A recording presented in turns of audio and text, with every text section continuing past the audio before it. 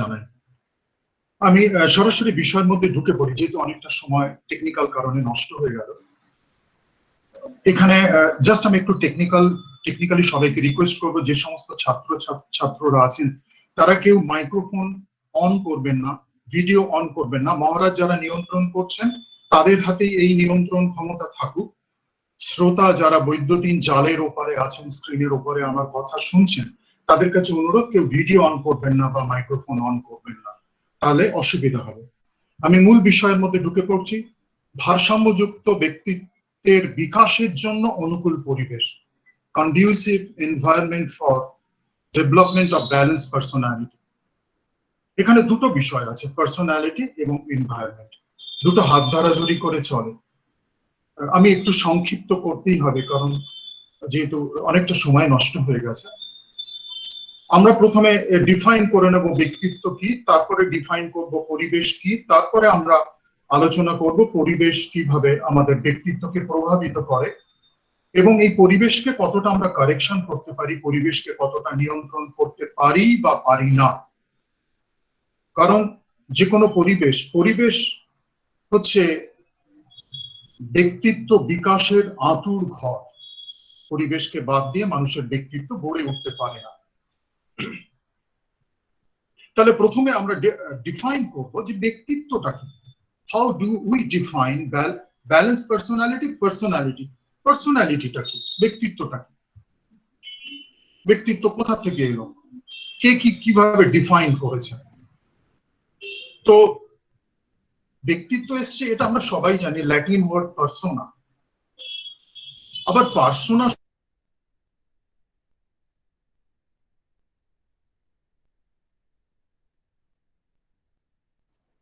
Sir আপনাকে mute করে দেওয়া হয়েছে, একটু আনমিউট করে দিন। স্যার মিউট হয়ে গেছে আপনার। হ্যাঁ, আমি মিউট করছি না, আমি একদম হাত দিচ্ছি না। হ্যাঁ স্যার, অন্য কেউ মিউট করে দিয়েছিল, কাইন্ডলি আপনারা একটু খেয়াল রাখুন যাতে কেউ স্পিকারকে মিউট না করে দেন। হ্যাঁ হ্যাঁ, মানে ওটা তাহলে ও প্রান্ত থেকে, কারণ আমি একদম কম্পিউটারের কোনো ইনস্ট্রুমেন্টে হাত দিচ্ছি না, যাতে অসুবিধা না হয়। হ্যাঁ হ্যাঁ সবাই যারা শ্রোতা, মহারাজদের ক্ষেত্রে এই অনুরোধ নয়, যারা শ্রোতা বারবার বলছি ভিডিও অফ করে রাখুন, আপনারা আপনাদের মাইক্রোফোন অফ করে রাখুন, তাহলে পরিষ্কার শুনতে পাবেন, নাহলে ক্যাওস তৈরি হবে, লাইন কেটে যাবে। আমরা আবার ফিরে আসি এত্রুস্কান ল্যাঙ্গুয়েজ। এত্রুস্কান ল্যাঙ্গুয়েজ ইটালির একটি সভ্যতা ছিল, এত্রুস্কান সিভিলাইজেশন। তাদের একটা শব্দ ছিল পেরসু থেকে পার্সোনা, ব্যক্তিত্ব। পরবর্তীকালে গ্রিক, পরবর্তীকালে রোমান মাস্ক ব্যবহার করত। পার্সোনা কথাটার মানে হচ্ছে মাস্ক, মুখোশ। তাহলে মুখোশের সাথে ব্যক্তিত্বের কি সম্পর্ক? না, রোমানরা একজন লোকই রাজার চরিত্রে অভিনয় করত, রাজার মুখোশ পরে। রানীর চরিত্রে ওই একই ব্যক্তি অভিনয় করতেন রানীর মুখোশ পরে। তো সে কারণে এই মুখোশ যেটা আমরা সমাজকে দেখাচ্ছি সেটা হচ্ছে পার্সোনা। তো ইট কেম ফ্রম এত্রুস্কান ল্যাঙ্গুয়েজ, পার্সোনা। এবারে এটাকে ডিফাইন করব কিভাবে? এইটা খুব কঠিন কাজ। ব্যক্তিত্ব ডিফাইন করার জন্য হিপোক্রেটস টু আলপোর্ট। হিপোক্রেটস আমরা জানি চিকিৎসা বিজ্ঞানের জনক। এই মানুষের ব্যক্তিত্ব তাকে আকর্ষণ করেছিল, তিনি ব্যক্তিত্ব শ্রেণী বিভাজন করেছিলেন। পরবর্তীকালে অজস্র সাইকোলজিস্টরা ব্যক্তিত্বকে ডিফাইন করার জন্য প্রাণপণ লড়াই করে গেছেন এবং আমরা যখন পড়াশুনো করি আমরা প্রায় 50টা বিভিন্ন ডেফিনেশন খুঁজে পাই। অর্থাৎ ব্যক্তিত্বকে ডিফাইন করার জন্য সবাই মিলে চেষ্টা করেছেন, কিন্তু আজ পর্যন্ত কোনো আদর্শ পার্সোনালিটির সংজ্ঞা খুঁজে পাওয়া যায়নি। তাহলে আমরা পার্সোনালিটিটাকে বুঝবো কিভাবে? হিপোক্রেটস টু আলপোর্ট, সবচেয়ে বেশি ব্যবহার হয় আলপোর্টের ব্যক্তিত্বের সংজ্ঞা। তিনি বলেছেন, শুরুতেই তিনি বলছেন, personality is the dynamic organization, চলমান একটা সাংগঠনিক প্রক্রিয়া যার মধ্যে দিয়ে the character, behaviour and thought determine the character. আমরা কিভাবে ভাবনা প্রক্রিয়াকে পরিচালিত করছি, কিভাবে আচরণকে পরিচালিত করছি। এবার ভাবনা আচরণ তো পরিবেশ থেকে আমি শিক্ষা গ্রহণ করেছি, আমি কিভাবে ভাববো, কিভাবে আচরণ প্রদর্শন করবো, আমার মাস কিভাবে, সমাজকে কিভাবে আমি নিজেকে প্রদর্শন করবো। তিনি আলপোর্টের ডেফিনেশন, কিন্তু আলপোর্টের পরেও আরো অনেক মানুষ ডিফাইন করেছেন। প্রায় 50টার বেশি ডেফিনেশন আমরা খুঁজে পাই, কিন্তু কেউই তৃপ্তি পায়নি ডিফাইন করে মানুষের ব্যক্তিত্ব। আসলে ব্যক্তিত্বের স্পেকট্রামটা বিশাল বড়, তা কিছু শব্দ দিয়ে মানুষের ব্যক্তিত্বকে ধরা যায় না বলেই বোধহয় সাইকোলজিস্টদের দেওয়া 50টার অধিক পার্সোনালিটিটা কি এর ডেফিনেশন আছে। আমরা কখনো কখনো বিভ্রান্ত হয়ে যাই মানুষের ব্যক্তিত্ব নিয়ে। ফ্রয়েড বলছেন যে মানুষ হচ্ছে irrational, non cooperative and destructive. Carl Rogers বলছেন না, মানুষ হচ্ছে রেশনাল, কনস্ট্রাকটিভ, কোঅপারেটিভ। দেখুন, দুজন সাইকোলজিস্ট মানুষের সংজ্ঞা দিয়েছেন, ব্যক্তিত্বের সংজ্ঞা দিয়েছেন দু রকম ভাবে। যাই হোক, এত কচকচানির মধ্যে দরকার নেই, যেহেতু আমাদের সময়ের ক্যানভাসটা বাঁধা। এর পরবর্তীকালে এই সেমিনারকে কেন্দ্র করে পড়াশোনা করতে গিয়ে দেখলাম একটা খুব সুন্দর একটা ডেফিনেশন পাওয়া গেল। ওয়েনবার্গ এন্ড গাউট 1999-তে তারা একটা জায়গায় ডিফাইন করেছেন, the blend of characteristics that make a person unique. blend of characteristics মানে মানুষের চরিত্রে নানা বৈশিষ্ট্য, তার একটা ব্লেন্ডিং, তার একটা মিশ্রণ, সেটা একটা মানুষকে অনন্য করে তোলে, অনন্য করে তোলে। অর্থাৎ আমরা যদি বলি গান্ধীজি, আমাদের চোখের সামনে একটা ব্যক্তিত্ব ভেসে ওঠে, that is the blend of characteristics.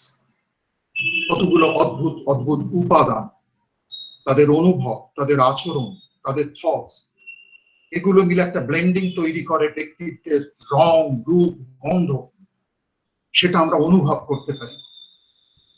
এরকম তো হবে না, তাহলে আমরা একটু বিভ্রান্তির মধ্যে পড়ে যাব যে সত্যজিৎ রায় একটা খাটো ধুতি পরে খালি গায়ে তিনি শতরঞ্জ কি খিলাড়ির পরিচালনা করছেন, আর গান্ধীজি অস্কার পুরস্কার নিচ্ছেন কোট প্যান্ট টাই পরে এবং ব্যারিটোন ভয়েসে তিনি ভারতীয় ফিল্ম সম্পর্কে যে অস্কারের মঞ্চে বক্তব্য রাখছেন। জানি অনেকে ভাবছেন স্যারের মাথাটা কি খারাপ হয়ে গেল? না, এটা আপনাদের মনস্তত্ত্বের উপরে বেশ একটু চাপ পড়ে গেল। সে কি গান্ধীজি কোট প্যান্ট টাই পরে অস্কার পুরস্কার নিচ্ছেন, আর সত্যজিৎ রায় একটা খাটো ধুতি পরে খালি গায়ে শতরঞ্জ কি খিলাড়ির পরিচালনা করছেন? আমি দুটো ব্যক্তিত্ব, দুটো ভিন্ন ভিন্ন মাত্রায় দুজনের ঘাড়ে চাপিয়ে দিলাম, আপনাদের মধ্যে অনেকের অস্বস্তি হলো। অর্থাৎ ব্যক্তিত্বটা এমনই ইউনিক, এমনই ইউনিক। আবার ব্যক্তিত্ব, এখানে আবার একটা শব্দ জোড়া হয়েছে, ব্যালেন্স পার্সোনালিটি। ব্যালেন্স পার্সোনালিটি এটা একটা অলংকার।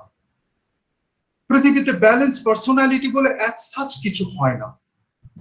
কেন না? আমরা দেখছি এই রাজনৈতিক ময়দানে অনেক সভ্য নয় এমন মানুষ সভ্যতা বিরোধী কথা বলছেন।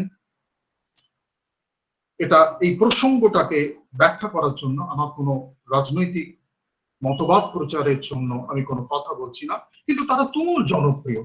তাদের ভাষা সুন্দর নয়, আচরণ সুন্দর নয়, ভাবনা সুন্দর নয়, তাদের বক্তব্য সুন্দর নয়, কিন্তু মানুষ মন্ত্রমুগ্ধ হয়ে তাদের বক্তব্য শোনেন, তাদের পেছনে পেছনে দৌড়ন। আমরা বলি যারা শিক্ষিত মানুষ যে এই মানুষগুলোর ব্যক্তিত্ব ততটা সুন্দর নয়, কিন্তু তারা তুমুল জনপ্রিয়। তাহলে এই ভারসাম্যের ব্যক্তিত্বটা ভীষণ আপেক্ষিক। আমার আচরণটা আপনার কাছে মনে হয় স্যারের আচরণটা খুব সুন্দর, আবার আমার শত্রুপক্ষের মনে হয় এই লোকটার মতো পৃথিবীতে অসভ্য মানুষ আর দ্বিতীয় জন নেই। অর্থাৎ এক একজন মানুষের চোখে এক একটা বৈশিষ্ট্য ধরা পড়ে, সেই বৈশিষ্ট্য অনুযায়ী একই আচরণ কোনো মানুষের কাছে ভারসাম্যময়, একই আচরণ কখনো কখনো কোনো মানুষের কাছে ভারসাম্যযুক্ত। তো এটা ভীষণভাবে একটা আপেক্ষিক বিষয়। তাহলেও আমরা কি হাল ছেড়ে দেব? ভারসাম্যময় ব্যক্তিত্ব বলে পৃথিবীতে কিছু থাকবে না, তার কোনো সংজ্ঞা থাকবে না? হ্যাঁ, মনস্তত্ত্বে এটা নিয়ে আলোচনা করা হয়, ভারসাম্য কোথায়, কিভাবে, কি হলে আমরা সেটাকে ভারসাম্য বলবো। সেই প্রসঙ্গে আসার আগে আমরা যে জটিল ব্যক্তিত্বের সংজ্ঞা নিরূপণ নিয়ে আমরা আলোচনা করছিলাম, আমরা সহজ সরল ভাবে ব্যক্তিত্বটা তাহলে আমরা কিভাবে বুঝবো? বা কেউ যদি বলে যে স্যার আমরা তো ছাত্র, স্যার এক কথায় ব্যক্তিত্বটাকে একটুখানি বলে বুঝিয়ে দিলাম, খুব সহজ করে বললে এভাবে বলা যেতে পারে, personality equal to ingrain pattern of thoughts, feelings and behaviour. মানুষের ভাবনার এবং তার অনুভূতির বাইরে কিছু হতে পারে না। অর্থাৎ যখনই নেট কানেকশন নেই, স্যার বক্তব্য রাখছেন, আমরা স্ক্রিনে কাউকে দেখতে পাচ্ছি না, আমাদের প্রথমেই আহত হলো ভাবনা, কি হলো, এত সুন্দর একটা বক্তব্য শুনতে শুনতে মাঝপথে কেটে গেল। এক একজন এক এক রকম ভাবে আমাদের অনুভূতিকে নাড়া দিয়ে যাচ্ছিল। আমি শুনছিলাম যে স্যারের কাছ থেকে কিছু তথ্য পাবো, এটা আমার ব্যক্তিগত জীবনে কাজে লাগবে। মনে হলো যা, আমার একটা অস্বস্তি হতে থাকলো, ইরিটেশন হতে থাকলো। আমি জানি মহারাজদেরও খুব অসুবিধা হচ্ছিল, তারা যেহেতু সাংগঠনিক প্রক্রিয়ার মধ্যে দিয়ে আছে। আমাদের সঙ্গে সঙ্গে আমাদের ব্যক্তিত্বের অনুভূতি নাড়া খেয়ে গেল, থটস নাড়া খেয়ে গেল, আচরণ পরিবর্তন হলো। তাহলে ব্যক্তিত্বের মধ্যে থটস, ফিলিং এন্ড বিহেভিয়ার, এই তিনটে এলিমেন্ট খুব গুরুত্বপূর্ণ। সাদা মাটা ভাবে এখানে কোনো পাণ্ডিত্যের দরকার নেই। তাহলে ব্যক্তিত্ব ইকুয়াল টু, ব্যক্তিত্ব সমান সমান ingrain pattern of thoughts, feeling and behaviour. মানেটা কি দাঁড়ালো? খুব সহজ সরল মানে হচ্ছে এটাই, আমাদের অস্তিত্বের মধ্যে গ্রথিত হয়ে গেছে যে ভাবনা প্রক্রিয়ার ভঙ্গি, আবেগ অনুভূতির ভঙ্গি এবং আচরণের ভঙ্গি। যে কারণে প্রথমেই আমি একটু গুলিয়ে দেবার চেষ্টা করেছিলাম, গান্ধীজিকে কোট প্যান্ট শার্ট পরিয়েছিলাম, তাকে অস্কারের মঞ্চে তুলেছিলাম। আপনাদের একটু ভাবতে কষ্ট হচ্ছিল যে স্যার কি বলছে, কারণ আপনাদের চাপ পড়ছিল থটস, গান্ধীজির থটস তো এমন নয়, তার ফিলিং তো এমন নয়, তার বিহেভিয়ার তো এমন নয়, স্যারের বক্তব্যের সাথে গান্ধীজির চরিত্রের মিল হচ্ছে না। কারণ তার ব্যক্তিত্বের প্যাটার্নটা, সত্যজিৎ রায়ের ব্যক্তিত্বের প্যাটার্ন আমি গান্ধীজির উপরে চাপিয়ে দিয়েছিলাম, আর গান্ধীজির ব্যক্তিত্বের প্যাটার্ন আমি সত্যজিৎ রায়ের উপরে চাপিয়ে দিয়েছিলাম। মিসম্যাচ হচ্ছিল, মিসম্যাচ হচ্ছিল। তো এটা আমাদেরকে একটু ভাবতে অসুবিধা হচ্ছিল যে এই মানুষগুলো, স্যার যেটা বলছেন তো মিলছে না। মিলছে না তার কারণ পার্সোনালিটির ভঙ্গিটা তো আমি বদলে দিয়েছি। তাহলে পার্সোনালিটি বলতে আমরা বুঝবো the pattern of thoughts and feeling and behaviour, যেটা ইনগ্রেইন হয়ে গেছে, যেটা আমাদের মধ্যে গেঁথে বসে গেছে, যেটা আমাদের মধ্যে গেঁথে বসে গেছে। সেটা দেখলে আমরা জানি, মিশনে যখন যাই এক একটা মহারাজ দুর্দান্ত, তাদের আচার আচরণ আমরা দূর থেকে দেখে বুঝতে পারি এটা এই মহারাজ, সবুজ মহারাজ আসছেন, এটা সুহাস মহারাজ আসছেন, এটা সুকঙ্কন মহারাজ। তাদের একটা, প্রত্যেকের এক একটা কারিশমা, প্রত্যেকের এক একটা ব্যক্তিত্বের এক একটা ভঙ্গি আছে, তারা তাদের সেই ভঙ্গিতে অনন্য। অর্থাৎ সবুজ মহারাজ সুহাস মহারাজের মতো করে কথা বলেন না, ওটা তার একটা ইনগ্রেইন প্যাটার্ন, সেটাই তার আইডেন্টিটি, সেটাকেই বলা হচ্ছে that is the blend of characteristics, ওটাই হচ্ছে ব্লেন্ডিং, এটা ব্যক্তিত্ব। এবার আমি আসি, কারণ আমাকে একটু সংক্ষিপ্ত করে নিতে হবে, এরপরে আমার অন্য কমিটমেন্ট আছে, আমি ক্ষমা চেয়ে নিচ্ছি। এরপরে আছে যে ব্যালেন্স পার্সোনালিটি। না, আমি কোনো তাত্ত্বিক কচকচানির মধ্যে যাব না। হু তার মেন্টাল হেলথের কতগুলো ক্রাইটেরিয়া দিয়েছিল, কারণ সুস্থ মেন্টাল হেলথ যেটা স্যার আলোচনা করছিলেন, মানসিক স্বাস্থ্য নিয়ে আগে স্যারও আলোচনা করছিলেন, সেখানে ব্যালেন্স পার্সোনালিটিতে আমরা হুয়ের একটু তথ্যকে ধার করতে পারি, ঋণ নিতে পারি। সেখানে মেন্টাল হেলথের প্রথমেই 6টা না 7টা পয়েন্ট ছিল। প্রথমেই শুরুতে ছিল well adjusted and in total harmony with the self and the surrounding। অর্থাৎ আমি আমার সাথে পৃথিবীকে কিভাবে মেলবন্ধন ঘটাচ্ছি, আমার পরিবেশ পরিস্থিতির সাথে আমার মেলবন্ধন, আমার অস্তিত্বের মেলবন্ধন কিভাবে ঘটাচ্ছি। যদি তুমি ওয়েল অ্যাডজাস্টেড হয়, যদি তুমি সুসংগঠিত ভাবে, সুচারু ভাবে তোমার পরিবেশের সাথে তুমি নিজের অস্তিত্বের মেলবন্ধন ঘটাতে পারো, তুমি মেন্টালি হেলদি। না, শুধুমাত্র তুমি মেন্টালি হেলদি নও, that is the part of the balance personality. তাহলে সুস্থ মনস্তাত্ত্বিক স্বাস্থ্য, সুস্থ মনের স্বাস্থ্য ব্যালেন্স পার্সোনালিটির একটা বড় উপাদান, উপকরণ, একটা মশলা, যেটা দিয়ে আমাদের ব্যক্তিত্বের সুগন্ধ তৈরি হয়। আর একটা অনেক ব্যক্তিত্বের ব্যালেন্স, ব্যক্তিত্ব নিয়ে ভীষণ আপেক্ষিক। আমরা জানি বনিজ মানুষরা, মা বাবা ভাই বোন সবাই মিলে মদ্যপান করে, যেটা আমরা বাঙালি সোসাইটিতে একদম চলেই না। তাহলে আমরা তাদেরকে কি অসভ্য মানুষ বলবো? তাদের ব্যক্তিত্ব কি আলাদা? না, এটা এই ব্যালেন্স ব্যক্তিত্বটা ভেরি মাচ জিওগ্রাফিক্যাল, ভৌগোলিক অবস্থানের উপরে, সেখানকার মানুষের অবস্থানের উপরে, সেইখানকার চরিত্র অনুযায়ী ব্যালেন্স অথবা ইমব্যালেন্স। সাদামাটায় ভাবে কি বলা যেতে পারে? না, সহজ সরল ভাবে আমাদের মনস্তত্ত্ব বিজ্ঞান যেটাকে বলে, আমরা একটু সহজ সরল করে নিতে পারি, জটিল আলোচনায় না গিয়ে। ব্যালেন্স পার্সোনালিটি অর্থাৎ ভারসাম্যযুক্ত ব্যক্তিত্ব, সেটা কি? তো খুব সহজ করে, adjustment with social norms and social environment. আবার সেই ঘুরে ফিরে এনভায়রনমেন্ট এসে পড়ল। অবশ্যই এনভায়রনমেন্ট হচ্ছে ব্রিডিং গ্রাউন্ড, আমাদের আঁতুড় ঘর, ব্যক্তিত্বের আঁতুড় ঘর। এনভায়রনমেন্টকে বাদ দিয়ে মানুষের ব্যক্তিত্ব গড়ে উঠতে পারে না। তাহলে তো জঙ্গলের খাঁচার মধ্যে বেশ কিছু মানুষকে আমরা রেখে আসতে পারতাম ছোট থেকে, চারিদিকে বাঘ ঘুরে বেড়াতো, খাঁচার নিরাপত্তা বলয়ের মধ্যে আমরা খাবার টাবার দিয়ে চলে আসতাম, সেখানে তারা বড় হয়ে উঠতো। না, তারা হয়তো বড় হয়ে উঠবে, কিন্তু তাদের ব্যক্তিত্বের কতটা ভারসাম্য থাকবে সেটা আমরা গ্যারান্টি দিতে পারবো না। এই এনভায়রনমেন্টের মধ্যেই বড় করতে হবে। এবং এখানে বলা হয়েছে ইনডিউসিভ এনভায়রনমেন্ট, আদর্শ বা অনুকূল পরিবেশ। খুব জটিল একটি বিষয়। অনুকূল পরিবেশ কোথায় পাবো তাকে?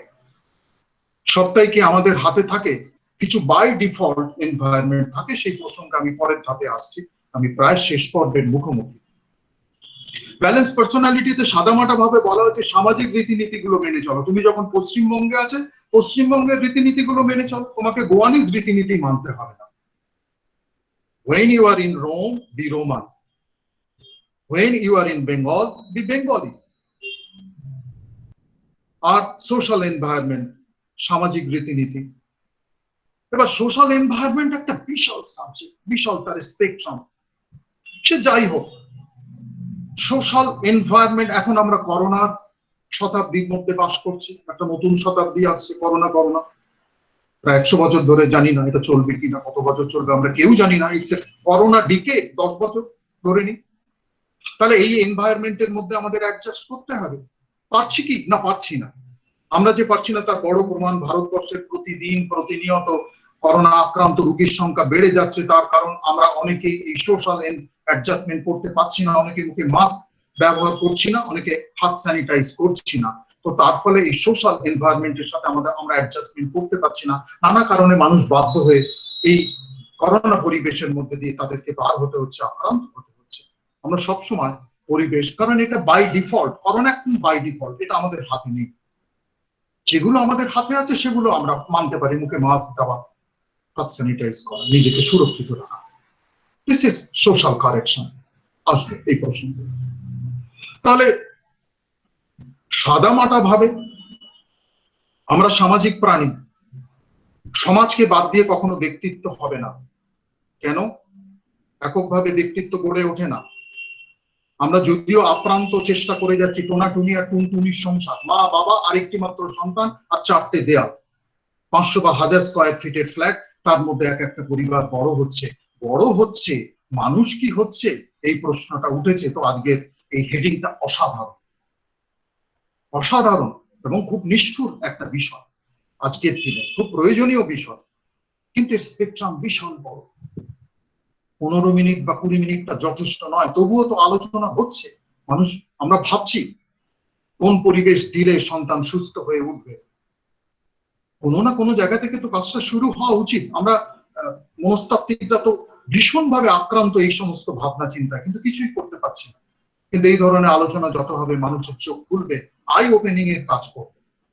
তো সত্যি এর জন্য আমি আন্তরিকভাবে কৃতজ্ঞ যে অসংখ্য মহারাজের অনুপ্রেরণায় আজকের এই অনুষ্ঠান হচ্ছে। তাদের কাছে আমার কৃতজ্ঞতার শেষ নেই।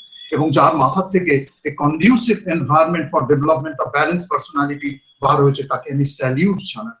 আমার নতমস্তকে আমি তাকে আমার শ্রদ্ধা এবং প্রণাম জানাই। এরকম একটা গুরুত্বপূর্ণ বিষয়।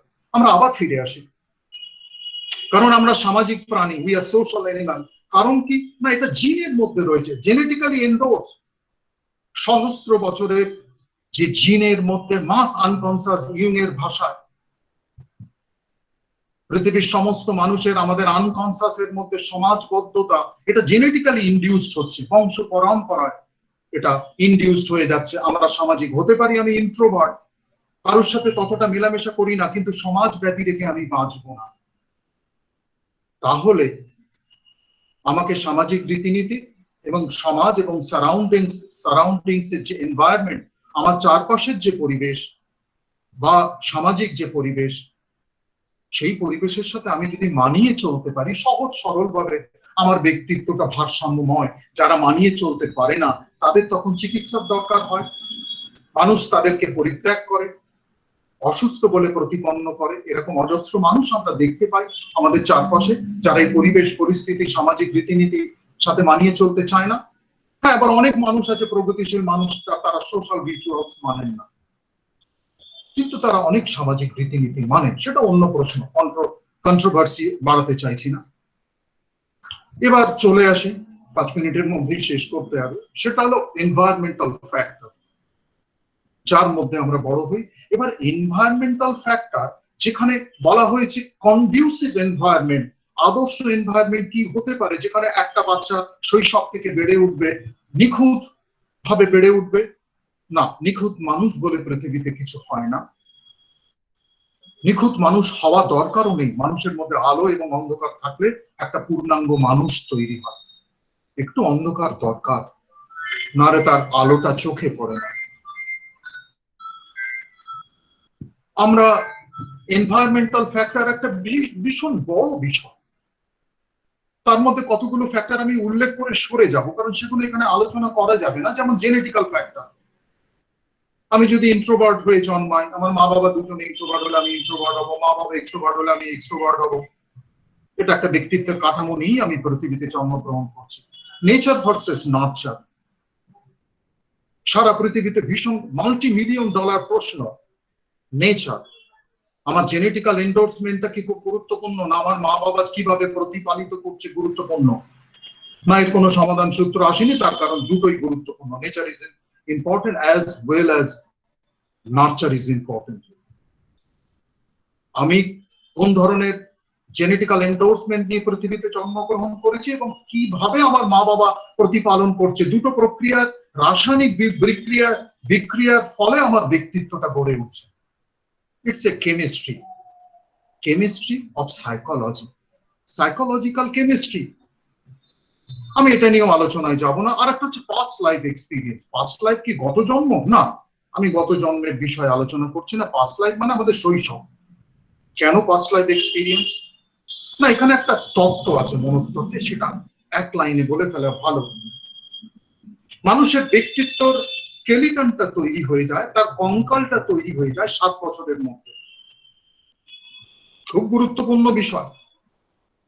আমার ব্যক্তিত্বটা কি হবে? আমি রবীন্দ্রনাথ হয়ে উঠবো, না শেক্সপিয়ার হয়ে উঠবো, না আমি Jack the Ripper, serial killer Jack the Ripper ভরে উঠবো? সেই ব্যক্তিত্বের পরিকাঠামো 7 বছরের মধ্যে সম্পূর্ণ হয়ে যায়। বীজ অঙ্কুরিত হয় যে আমি রবীন্দ্রনাথ হয়ে উঠবো, অঙ্কুরিত হয়ে যায় যে আমি শেক্সপিয়ার হয়ে উঠবো। আমার তো তুমি আস্থা বলে যতই কাজ দাও না কেন, আলটিমেটলি আমি শেক্সপিয়ার, ওটাই আমার ভবিতব্য। আমি স্কুলে যাই বা না যাই, আমি রবীন্দ্রনাথ হয়ে উঠব। এটা পাস্ট লাইফ, শৈশবের অভিজ্ঞতা আমাকে এইভাবে তৈরি করে। এই শৈশবের অভিজ্ঞতা 7 বছরের মধ্যে কঙ্কাল সম্পূর্ণ হয়ে যায়। আর এই কঙ্কালের মধ্যে পরতে পরতে করে, যারা কুমোরটুলিতে গেলে আমরা দেখতে পাই প্রথমে একটা কাঠামো তৈরি হয়, তারপর সেই কাঠামোর উপরে মাটির প্রলেপ পড়ে, রঙের প্রলেপ পড়ে, তারপরে পূর্ণাঙ্গ একটি ঠাকুরের মূর্তি সম্পূর্ণ হয়। মানুষের ব্যক্তিত্ব তৈরির প্রক্রিয়াটা এক্স্যাক্টলি একই রকম। এখানে কারিগর হচ্ছে মা বাবা আর এনভায়রনমেন্ট, যারা আমার কঙ্কালের উপরে পরতে পরতে রক্ত মাংস মাখিয়ে মাখিয়ে একটা রবীন্দ্রনাথ তৈরি করছেন, একটা শেক্সপিয়ার তৈরি করছেন, অথবা একটা সমাজের অসভ্য মানুষ তৈরি করছেন, বা একটা পার্থপ্রতিম রায় তৈরি করছেন। তো এই 18 বছর পর্যন্ত এই কাজটা চলতে থাকে, 0 থেকে 18 বছর। অনেক সময় মা বাবা জিজ্ঞেস করে বা অনেক সময় সেমিনারে জিজ্ঞেস করে, স্যার সন্তান প্রতিপালন কতদিন পর্যন্ত করব? ওই 0 থেকে 18 বছর, কারণ তারপরে ব্যক্তিত্ব সম্পূর্ণ তৈরি হয়ে যায়, তারপরে আপনি আর ব্যক্তিত্ব বদলাতে পারবেন না। অর্থাৎ একটা বাচ্চা যদি ইন্ট্রোভার্ট হয়, আজীবন ইন্ট্রোভার্ট হবে। একটা বাচ্চা যদি এক্সট্রোভার্ট হয়, আজীবন এক্সট্রোভার্ট হবে। 18 বছরের পরে তার ব্যক্তিত্বের পরিবর্তন কোনোভাবেই সম্ভব না। ব্যক্তিত্বের পালিশ করা যাবে, চকচকে করা যাবে, ঝকঝকে করা যাবে, কিন্তু একজন অন্তর্মুখী মানুষকে 18 বছরের পরে বহির্মুখী করা যাবে না। খুব জোর মার ধর চাপ চোখ দিয়ে তাকে উভমুখী করা যাবে, অ্যাম্বিভার্ট করা যাবে, কিন্তু কোনোভাবেই এক্সট্রোভার্ট করা যাবে না। 18 বছরের মধ্যে ingrain pattern of thoughts, feeling and behaviour গ্রথিত হয়ে যায়। এবারে চলে আসি, আমরা 3টে গুরুত্বপূর্ণ পয়েন্ট আমরা চাইল্ড নিয়ে যখন আলোচনা করেছিলাম, আমি যতই ছোট করতে চাইছি কিছুতেই ছোট হচ্ছে না। আমি 3টে গুরুত্বপূর্ণ পরিবেশের যে কন্ডিউসিভ পরিবেশ, সেখানে আমি একটু আলোচনা করি, একটু দ্রুত চলতে থাকবো। এখানে সোশ্যাল কনটেক্সট আছে। আমরা চাইল্ড সাইকোলজিতে পড়েছিলাম যে ওভারভিউ অফ চাইল্ড সাইকোলজিতে আমাদের পড়ানো হয়েছিল যে একটা শিশুর ডায়নামিক্স, কারণ শিশুরাই তো পরে বড় হয়ে ব্যক্তিত্বের অধিকারী হবে। সেখানে চাইল্ড ডায়নামিক্সে বলা হয়েছে যে 3টে গুরুত্বপূর্ণ বিষয় তোমরা শিশুদের নিয়ে যখন নাড়াচাড়া করবে, সে কোন সোশ্যাল কনটেক্সট থেকে উঠে এসছে, কোন কালচারাল কনটেক্সট থেকে উঠে এসছে, কোন সোশিও ইকোনমিক্স কনটেক্সট থেকে উঠে এসছে, এটাই এই 3টে এনভায়রনমেন্টের তারা। This is the golden triangle of environment. It may be conducive, it may not be conducive. Conducive যদি না হয় তখন আমরা সেটাকে কারেকশন করব। তাহলে সোশ্যাল কনটেক্সট কি হবে? একটা বাচ্চারা যখন স্কুলে যাওয়া শুরু হয়, তার সোশ্যাল কনটেক্সট, প্রেক্ষাপটটা, সামাজিক প্রেক্ষাপটের কাজটা শুরু হয়ে যায়। This is also building ground of personality. সামাজিক প্রেক্ষাপটটা শুরু হয়ে যায়। সেখানে পিয়ার গ্রুপ, তার ফিলোসফি, বাচ্চারা একটু একটু করে গেঁথে যেতে থাকে তার মনস্তত্ত্বের মধ্যে। বাচ্চা যতই ছোট হোক, শিক্ষকদের প্রভাব, বাড়িতে এসে মা বাবার প্রভাব, বড় মানুষদের প্রভাব, সে কমিউনিটিতে বাস করছে, কমিউনিটির প্রভাব, এগুলো আমার মনস্তত্ত্ব এবং আমার ব্যক্তিত্বকে প্রভাবিত করে। মনস্তত্ত্ব এবং ব্যক্তিত্বকে প্রভাবিত করে। তাহলে বাই ডিফল্ট স্কুলটাকে আমি নিয়ন্ত্রণ করতে পারবো না, ওটা বাই ডিফল্ট, ওখানে আমি পারবো না। তাহলে এনভায়রনমেন্টাল কারেকশন কোনটাকে আমি কন্ডিউসিভ বানাতে পারি? আমার বাড়ির লোকজন, আমি নিয়ন্ত্রণ করতে পারি বাচ্চা কোন ধরনের মানুষের সাথে মিশবে, ঠাকুরদা ঠাকুমা, কাকা পিসি, মামা মাসি, দাদু দিদিমা, আমার প্রতিবেশী, কাদের সাথে মিশবে এটা আমি নিয়ন্ত্রণ করতে পারি। যে মানুষগুলো সুন্দর বলে মনে হয়, আমি বাচ্চাকে তাদের সংস্পর্শে যেতে দিতে পারি।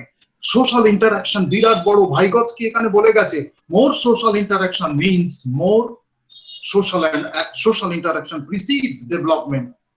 সোশ্যাল ইন্টারাকশন ব্যতি রেখে শিশুর বিকাশ ঘটবে না, তার ব্যক্তিত্বের বিকাশ ঘটবে না। ভাইগৎস্কি সাবধান করে দিয়ে গেছে, আর আমরা এই কাজটা করছি না। আমরা কাউকে বাচ্চার সাথে মেলামেশা করতে দিচ্ছি না। বাচ্চা কার সাথে মিশবে, মামার বাড়ি যাবে না ঠাকুরদার সাথে মিশবে, সবটাই নির্ভর করছে তার স্কুলের রুটিন। এইখানে আমাকে ভাবতে হবে। এইখানে এনভায়রনমেন্টাল কারেকশন। আমি বাচ্চাকে মিশতে দেবো কিছু মানুষের সাথে যারা আমার ধ্যান ধারণা মতো সুন্দর, তাহলে বাচ্চা সেখান থেকে সুন্দর ভাবনা চিন্তা, কারণ এগুলো আপনার ভাবনা প্রক্রিয়াকে, তার অনুভূতির প্রক্রিয়াকে, তার আচরণের প্রক্রিয়াকে প্রভাবিত করে। এইটা আমাদের নিয়ন্ত্রণ আছে। স্কুলটা বাই ডিফল্ট, ওটা আমাদের নিয়ন্ত্রণ নেই। এইটা আমি সোশ্যাল কারেকশন, এনভায়রনমেন্ট কারেকশন করতে পারি।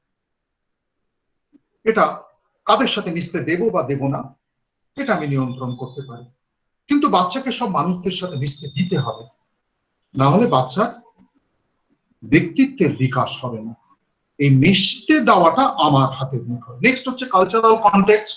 ট্রায়াঙ্গেলের একটা মাথায় সোশ্যাল কনটেক্সট, একটা মাথায় কালচারাল কনটেক্সট। কালচারাল কনটেক্সট সাংস্কৃতিক প্রেক্ষাপট। কালচার মানে গান বাজনা নাচ নয়, সেটা কালচারের একটা অংশ। আমি কোন ভাষায় কথা বলি? আমরা বাঙালি, বেঙ্গল, এখানে যে বাচ্চা জন্মাচ্ছে বাঙালি সাংস্কৃতিক পরিমণ্ডলের মধ্যে। এখান থেকে আমার মূল্যবোধ, সামাজিক রীতিনীতিগুলো জন্মায়, যার সাথে আমি অ্যাডজাস্ট করে চলতে পারলে বোঝা যায় আমার ব্যক্তিত্বের ভারসাম্য আছে। তাহলে আগে তো আমাকে জানতে হবে সামাজিক রীতিনীতিগুলো কি, বেঙ্গলি কালচার কি। বেঙ্গলি কালচার বিহারি কালচার এক হতে পারে না, গণিস কালচার এক হতে পারে না।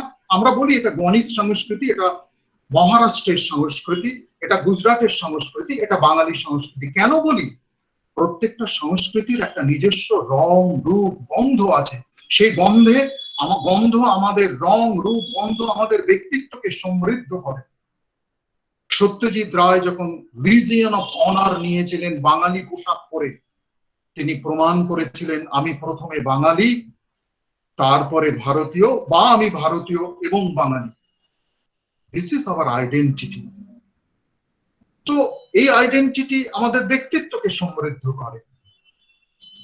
তাহলে বাঙালি সংস্কৃতি বলতে এবার আমাদের চিন্তা করতে হবে,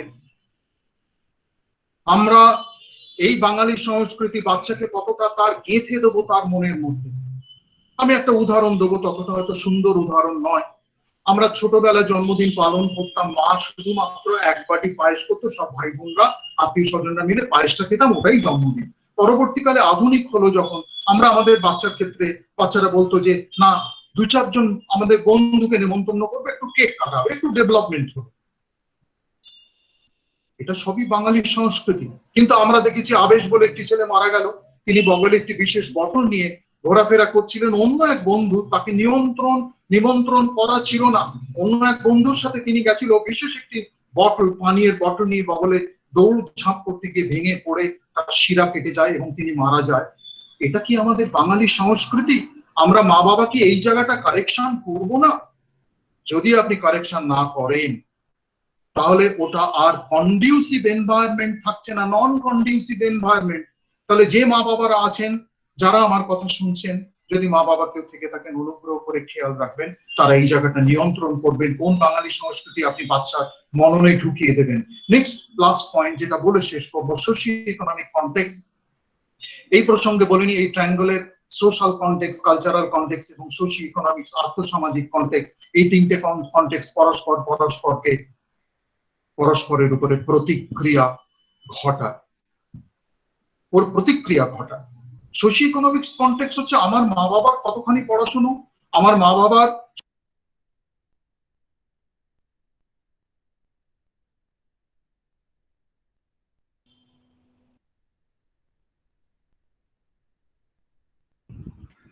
স্যার আপনি আবার স্যার মিউট হয়ে গেছে।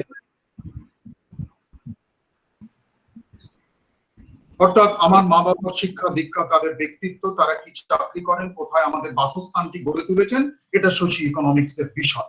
সেই অনুযায়ী আমার মনস্তাত্ত্বিক, অর্থাৎ একটি ভ্যানওয়ালার বাচ্চা স্কুলে পড়ে, আমার বাচ্চাও একটি স্কুলে পড়ে, তাহলে দুজনের ব্যক্তিত্বের পার্থক্য হবে। তার বাবা ভীষণ গরিব, সেই সুযোগ সুবিধা, মানসিক স্বাস্থ্য, চিকিৎসা, ভালো বিছানা, ভালো বাথরুম, ভালো খাদ্য, এগুলো তার সন্তানকে তিনি দিতে পারেন না, আমি আমার সন্তানকে দিতে পারি।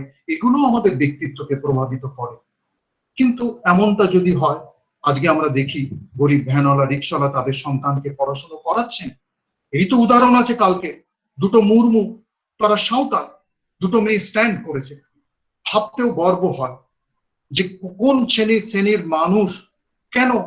কারণ এই বাচ্চা দুটো কন্ডিউসিভ এনভায়রনমেন্ট, একটা আদর্শ এনভায়রনমেন্টের মধ্যে থেকেছে।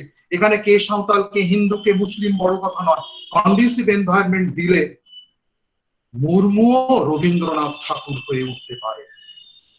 আমরা কারেকশন করবার এই জায়গাগুলো যেগুলো আমি আলোচনা করলাম, এখান থেকে যারা শুনছেন তারা এটা বুঝতে পারছেন কোন জায়গাগুলো আমাদের হাতে আছে, কোনটা বাই ডিফল্ট। এই বাই ডিফল্ট বলছি কি না, মাঝে মধ্যে নানা কারণে এই প্রেসিডেন্সি কলেজের মুখে একটা বইয়ের দোকান আছে, ওখানে বই কিনতে যাই এবং প্রেসিডেন্সি কলেজের মধ্যে উঁকি মেরে দেখেছি সেখানকার ছেলেদের ভাষা, তারা যা গ্রহণ করছে, সিগারেট খাচ্ছে এবং তারা যে ভাষা প্রয়োগ করছে, বাঙালি হিসেবে নিজেকে লজ্জিত হই। কিন্তু 2015 সাল থেকে বেলুড়ে যেতে হয় আমাকে, সেখানকার ছাত্ররা যখন আছে বাই ডিফল্ট তারা জানে এটা বেলুড়ের প্রাঙ্গণে যখন প্রবেশ করছি, তারা তাদের আচার আচরণ, ভাবনা চিন্তা, গোটা প্রক্রিয়াকে সম্পূর্ণভাবে বদলে নেয়। কারণ এটা এমন একটা জায়গা, এটা বড় পবিত্র জায়গা, এখানে এসব চলবে না, এটা হচ্ছে বাই ডিফল্ট। আমরা যদি, এইটা হচ্ছে কারেকশন, আমি সিদ্ধান্ত নেব আমি বেলুড়ে আমার ছেলে মেয়েকে পাঠাবো পড়াশোনার জন্য, না আমি খুব গ্ল্যামার আছে, আমি প্রেসিডেন্সিতে পড়াবো। কালকে আমার ওয়াইফ একটি স্কুলের প্রধান শিক্ষিকা, কালকে আমি আক্ষেপ করছিলাম, আরে মিশনের ছেলে মেয়েগুলো কোথায় গেল, তাদের নাম কেন দেখি না 1 থেকে 20-র মধ্যে? তো তিনি বললেন যে না, এখনকার মা বাবারা গ্ল্যামারের পেছনে দৌড়চ্ছে, তার ইংলিশ স্কুল, ইংরেজি জায়গায় পড়াবেন আর মিশন বড় শেখে দেন। আমি বললাম তাদের পড়াশোনার রীতিনীতি তো আলাদা, বলে মানুষ ওটাতে পছন্দ করছে না। তাহলে মিশনের পরিবেশটা কন্ডিউসিভ এনভায়রনমেন্ট, আমরা চাইছি না কন্ডিউসিভ এনভায়রনমেন্ট। আজ নিজেকে প্রশ্ন করতে হবে, আপনার যদি সন্তান থাকে যেখানে কারেকশন করা সম্ভব এনভায়রনমেন্ট, আপনি কন্ডিউসিভ এনভায়রনমেন্ট সন্তানকে প্রদান করবেন, না গ্ল্যামারাস নন কন্ডিউসিভ এনভায়রনমেন্ট সন্তানকে প্রদান করবেন? নিজেকে আগে প্রশ্ন করুন, সেই অনুযায়ী সন্তান প্রতিপালন করুন। আগামী দিনে প্রত্যেকটা মা বাবার সন্তান ভারসাম্যযুক্ত ব্যক্তিত্বের অধিকারী হবে। আমরা অনেক সুন্দর মানুষ পাবো, অনেক সুন্দর পৃথিবীতে পাবো।